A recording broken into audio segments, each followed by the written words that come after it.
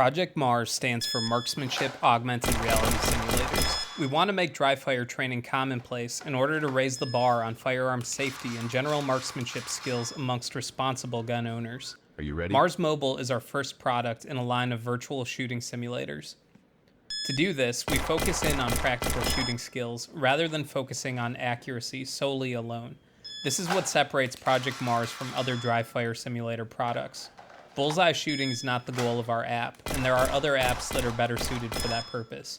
Rather, Mars is built around multi-target transitions and speed. As such, the full version of Mars Mobile allows you to set up 6 different targets.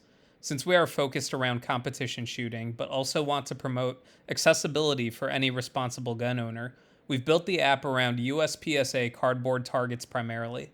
See our equipment guide for recommendations on required equipment, and while Mars can technically be used with most targets, we only formally support USPSA-style cardboard targets.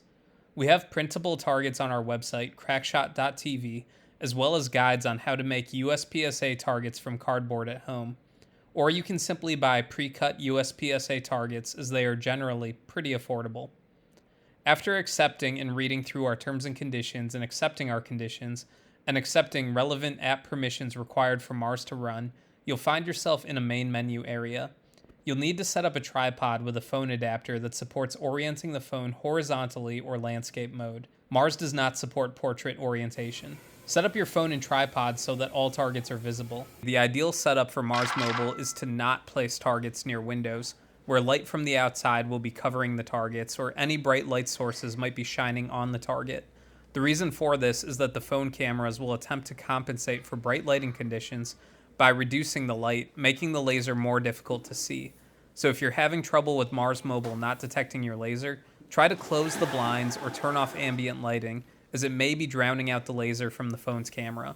The distance that you are from the targets for Dryfire doesn't matter, but the distance of the phone to the targets does. Try to keep the phone 3 to 5 yards or so from the targets. If the targets are too far away, the camera may not be able to pick up the laser hits. If the targets are too close, the laser may be too wide, or the app may confuse it for ambient lighting. Once in the app, you can set up different target areas.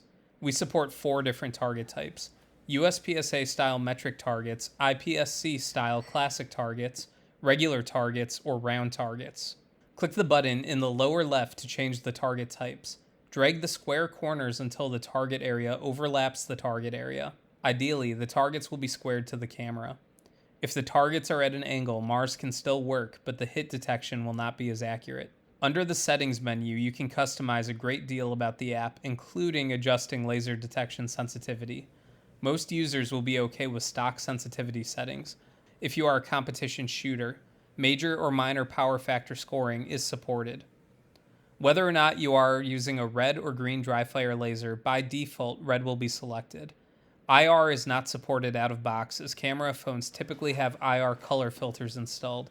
We are working on a desktop version that can be used with a USB IR camera in the future, and some of our other desktop platforms that are in the works will support IR later down the road. You can modify the start timer behavior for certain game modes. You can tell Mars how long it should wait between the shooter ready command and the shot timer beep, with a minimum of start of 2 seconds or greater. If you choose random, the timer will be between 2 seconds and whatever value you specify. You can also adjust weapon sounds such as pistol, rifle, or shotgun. The target hit sound can be changed. By default, a steel hit sound will also be used. To me, it is by far the most satisfying sound, and you can change the hit icon. A standard green dot will be used by default, but you can also use a bullet hole icon if you prefer. After closing the settings and with the target set up, you can hit continue in the bottom right of the target setup menu, which will open the game mode selection. Most game modes and drills will be locked in the free version of the app. Similarly, you'll be capped at 2 target areas in the free version.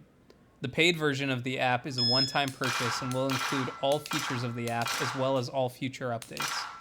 In the top left corner, you'll see a menu option to switch to drills. The drills are similar to the game modes, but they feature a fast and easy setup and are pretty typical drills that competitive shooters like to use. If you want to see more features added to the app, or you have suggestions on things we can improve, contact me at keith@crackshot.tv or leave us a comment on one of our YouTube videos. This is by far the best way to contact me. I do my absolute best to read and respond to every comment. Thank you guys for your support.